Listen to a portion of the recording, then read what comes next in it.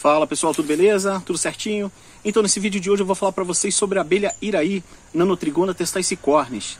E o que eu quero abordar nesse vídeo é sobre situações de pessoas às vezes tentarem tirá-la de um muro ou de algum local onde ela já está nidificada há algum tempo para passar por uma caixinha. E a falta de conhecimento em lidar com essa espécie na hora do manejo, muitas e muitas das vezes a pessoa acaba perdendo a colônia, né? E às vezes é uma colônia que está ali há 20 anos, 30 anos numa parede. Eu já vi alguns casos assim e a pessoa faz o manejo de forma totalmente incorreta.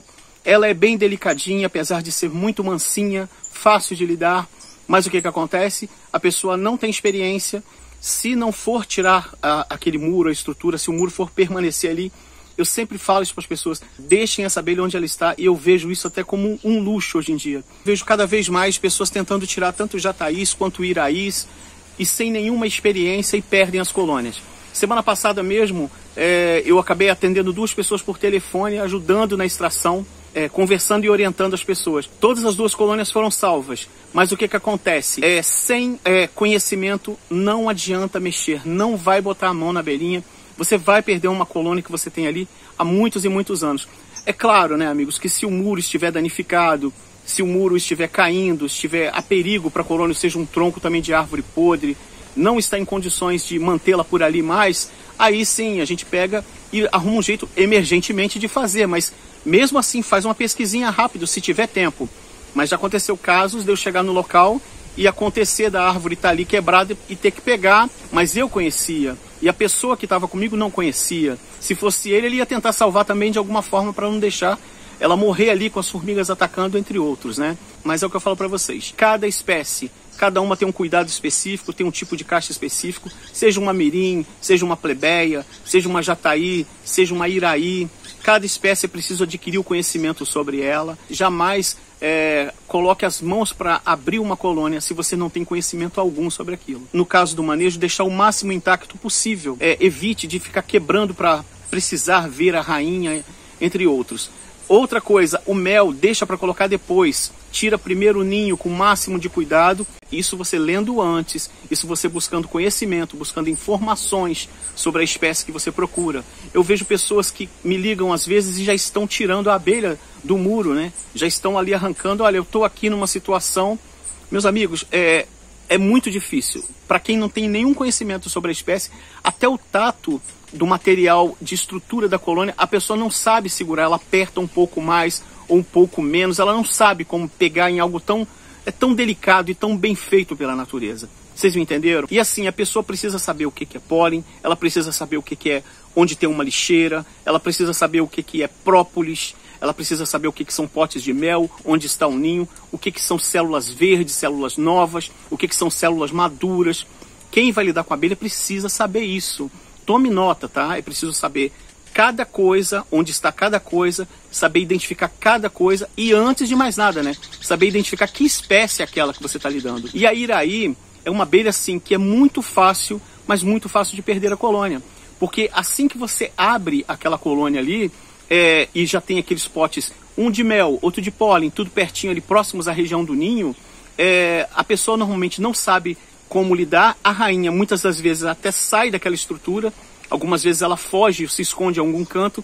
As iraís são reclusas, né? Elas não agem como as jataís de vir para cima da gente para grudar nos pelinhos e tal. As iraís não fazem isso, elas vão tentando se adentrar mais para o interior da colônia, né? E aí o que ocorre? Nessa situação delas tentarem se esconder, muitas das vezes elas vão ficando cada vez mais dentro de pedacinhos. Você precisa de ter tempo para fazer a transferência.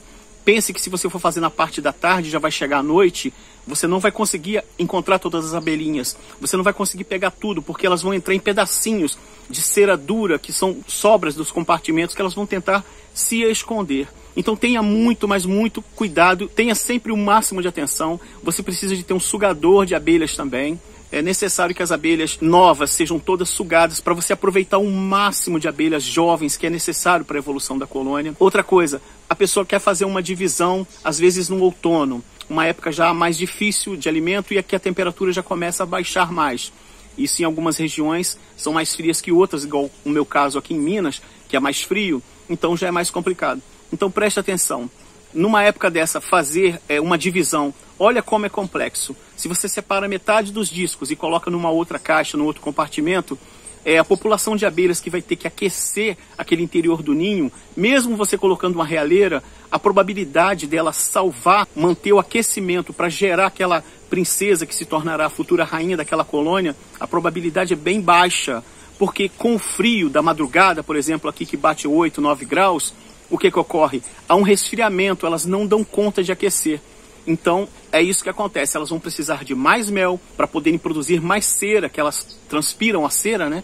É através da transpiração, elas vão tirando as plaquinhas de cera e vão construindo estruturas. E no frio, todo esse processo é mais lento, ele é mais reduzido. Então, amigos, espere a época certa para fazer o manejo, não faça jamais sem ter conhecimento da espécie que você está ali lidando. E a iraí, ela é bem delicada, ela é bem mais delicada até do que a jataí para a gente lidar. Todas elas exigem atenção e conhecimento. Mas um detalhe, a iraí tem essa situação dela tentar se ocultar, ir para os cantinhos, e às vezes até a rainha foge para aquele cantinho, igual já aconteceu em algumas transferências que eu fiz, mas eu consegui recuperá-la. Ali você consegue vasculhar em cada canto, você precisa estar com tempo, por isso que é legal fazer na parte da manhã, né? Você começa o dia, pega um dia de sol, mais quente um pouquinho o horário, acima de 25 graus é o ideal, ali em torno de 25 a 30 é muito bom ao meu modo de lidar com elas. Não está nem muito quente e nem está frio, né? E ali você vai abrir o interior da colônia e seu objetivo. Eu também não abro mão de ter água, uma garrafa d'água e um pano, para sempre molhar as mãos e secar as mãos, para não acontecer de ficar com a mão toda melada, né? Com mel, com pólen, e pegando partes da caixa, alças da caixa, e colocando uma sobre a outra. É um absurdo isso. E muitas das vezes também dá errado por esse motivo. A falta de conhecimento, a falta de experiência, é por isso que tem tantos erros nas transferências. Mãos meladas, pegando em alças de caixa, falta de atenção com a abelha. É um ser tão precioso, tão delicado. E como já falei para vocês, há colônias que vivem décadas numa parede ali, ó, tranquila. Se você tem uma no muro da sua casa, meu amigo, esse muro está forte, está tranquilo, deixa ela lá, mantenha ela, coloque iscas, coloque caixas ali, próximas ali, caixas que já foram capturadas jataís, por exemplo, você vai ter mais facilidade de uma hora ou outra aparecer uma iraí e nidificar ali dentro. Há essa possibilidade, é que acontece comigo, não vai ser diferente com você. Outra coisa, não adianta, eu vejo as pessoas falando de criar abelhas e produção de mel. Isso é quase que direto alguém falando, que eu quero produzir mel, eu vou colher um mel aqui de qualidade. Meu amigo, se você não tem flor, você não vai ter mel. Não adianta você falar que vai ter mel de abelha nativa de qualidade na sua própria casa, no seu próprio meliponário, se você alimenta artificialmente as abelhas e não tem como plantar flor alguma, não observa a vegetação aos arredores, tá certo? Eu conheço amigos que plantam no jardim da rua, na calçada, conversa com as pessoas próximas. Isso é o que eu recomendo para quem mora na cidade, para amigos meus que criam abelha na cidade e não tem flores nem onde plantar. Então, observe, planta no jardim, conversa com o jardineiro do condomínio sobre flores específicas como cosmos, zinnias, entre outras, tá? Há tantas e tantas plantas. Eu tenho aqui vídeos com plantas e flores que são muito úteis para as abelhas. E aí é uma forma de você ter um mel mais natural. As abelhas precisam de resinas também de árvores. Observe as árvores. Eu vejo na cidade, muitas vezes, abelhas como a jataí coletando resinas em pencas de bananas despencadas na feira, né? Então, ausência de determinadas plantas resinosas com propriedades medicinais que há nessas plantas, isso faz a diferença para a vida da abelha. Para quem está criando abelha, sem prestar atenção na vida delicada que esses seres têm e a importância que ele é para nós, na natureza, vivo. Então, assim, o que eu digo para vocês passe a observar com mais atenção como essas abelhas necessitam de plantas medicinais, plantas específicas, árvores resinosas, árvores com propriedades medicinais que as protegem de inimigos naturais. É preciso pensar dessa forma. Então, assim, quando for fazer manejo com uma iraí, pense muitas e muitas vezes, leia sobre a espécie antes. Se você puder estar com alguém que tenha já experiência de ter feito transferência, que faça junto. Sempre tenha uma garrafinha d'água, como eu falo para vocês, para lavar as mãos, não ficar com a mão melada de mel mexendo nas partes da caixa. Não coloque o mel no mesmo dia escorrido, só se tiver potinhos ali, que eu acho difícil, mas potinhos que estejam intactos e separados, que você pode colocar sem ficar escorrendo, porque quanto mais mel você deixar escorrendo no interior da caixa, na estrutura do ninho, vai ser muito mais trabalho para ela secar aquele mel e ela não tem pote construído para armazenar. ela vai ter que construir todo aquele pote antes, elas vão encher o abdômen com mel vazado, vão ficar andando pesadas para lá e para cá, tendo que construir potes, quer dizer, tendo que transpirar ainda para fazer as plaquinhas de cera no abdômen e construir ainda os potinhos para armazenar. Ou seja, por isso que se perde tanta. Fora as mãos meladas de pólen fermentado, muitas vezes, né? Aí dá aquele cheiro forte de fermentação, os forídeos vêm e fazem um estrago. Eles devastam toda a colônia que você tem. Um amigo me mandou uma colônia de abelha que está nidificada na parede da casa dele. Eu falei para ele, cara, deixa essa abelhinha aí. Não tira, porque ela é delicada.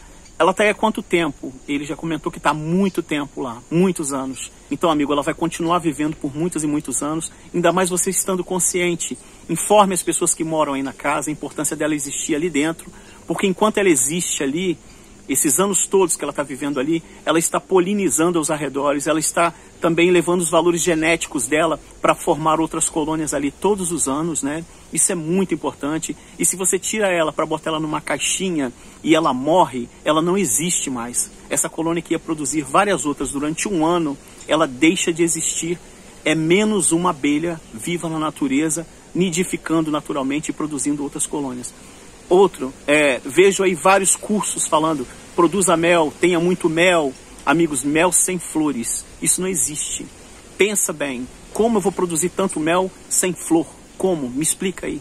E a abelha não é só isso, a abelha não é só mel. Antes de mais nada, ela é o mais importante ser polinizador que nós ainda temos. Ainda tenho visto pela roça cada vez menos abelhas, infelizmente é isso.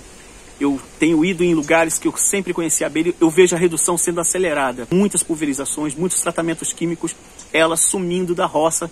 Alguém descobre uma numa árvore, vai lá, tira o mel, bebe, mata a colônia ainda. Isso está acontecendo, infelizmente, mesmo com a internet, mesmo a gente tentando passar informação, infelizmente isso está acontecendo o tempo todo.